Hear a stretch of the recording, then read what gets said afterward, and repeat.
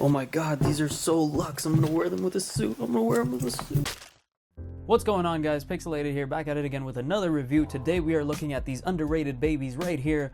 Honestly, they're so clean and fresh. I'm truly surprised at how much these sat, but there are definite reasons for that. It's 2018, it's a brand new year, and we're starting it off right with an on-foot review of the Adidas Consortium Ultraboost Lux. You're gonna want to stay tuned for the rest of this. Now, before we get started, make sure to like or subscribe at any point in the video if you liked it. As a small but growing channel, it helps and allows me to create more quality content for you guys. Now, as 2018 began, I personally have told myself to stop buying more Ultraboost and show more variety on my channel, which I have done in the past, but recently I've seen a lot of boosts on my channel as well, and it's kind of off-putting. Believe it or not, my personal collection actually has more variety, but it seems like so many Ultraboosts released at the end of 2017 that they're the easiest pair of sneakers to get, in numerous variations too. With that being said, these shoes released on December 20th, 2017.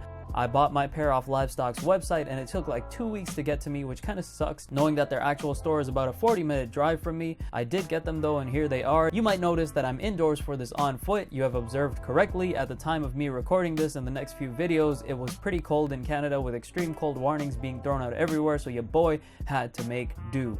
Now, I made an Insta story about the unboxing of these shoes. You can check it out now.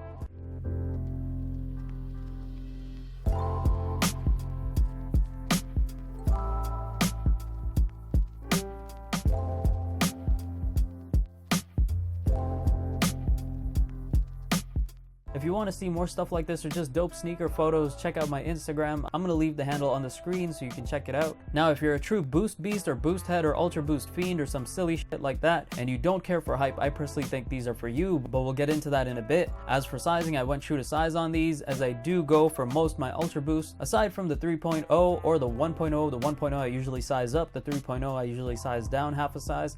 I don't know whether to consider these a 4.0 or not. I personally don't, but I categorize them as a spin-off Ultra Boost, kind of like the Social Status X SNS Ultra Boost, which I've already reviewed. So if you want to go check that video out on my channel, you can see what I'm talking about. The similarities are uncanny.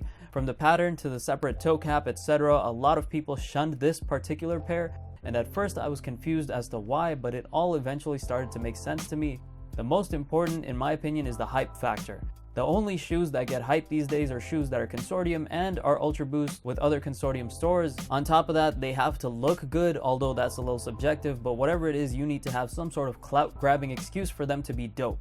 Technically, these are a Consortium release by Adidas Word. However, they're not a collaboration with any Consortium stores, so that already takes the wind away from its sails. I've always wondered what the explanation or reasoning behind the Consortium, but not actually Consortium sneakers was, and truthfully, Consortium sneakers just don't have the hype behind them the way they did in the past. So the hype on that concept generally is just dead. Compound that with the fact that the Ultra Boost market already got heavily saturated, and you'll see that in my next few videos. Hint, hint, there's a lot of boosts coming up. And then there's the price. Most hype hype beasts won't buy these because they're overpriced at 290 Canadian dollars or 200 US dollars, I believe, for a not truly Consortium Ultra Boost, when you can get a regular Ultra Boost with the same hype factor of 0 for around 230 Canadian from any other store. It sucks that it is that way, but that's just how it goes in this world, and I think most of y'all will regret not picking them up once they're gone, especially if you missed out on the OG Cream Ultra Boosts. These Johns are actually beautiful. Looking at the upper, we have this really thick looking prime knit in a sand or cream colorway. The texture just feels great to the touch. Probably the best I've ever felt on an Ultra Boost. Pause. The toe cap is made of this really brushy suede, along with the soft brushy suede on the tongues. This is real premium talk here, guys. We ain't playing no games. Adidas pulled out all the stops. We then have this mocha color cage, which to be honest is a little off-putting to me. Sure, it has that dark brown, black coffee caramel vibe look to it that just screams luxe, just like the rest of the materials on this shoe, but I just like the original cage on the Cream Ultra Boost. We have this slimy grayish plastic heel counter and a slimy grayish Continental outsole to match.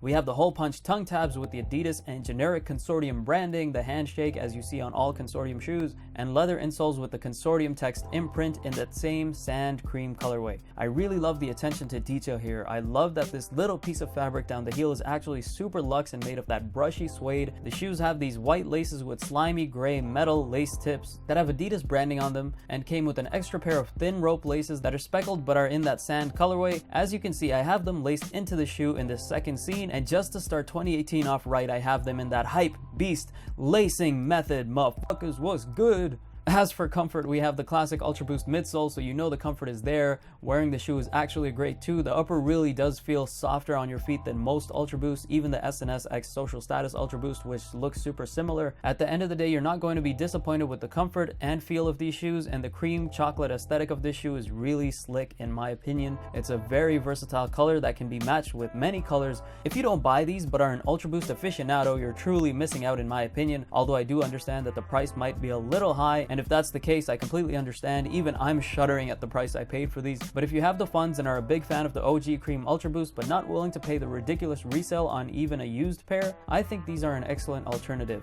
If you took anything from this video, please hit that like or subscribe button, or both. Are these better than the creams? Let me know in the comment section below. With that being said, that's the end of my review. Pixelated.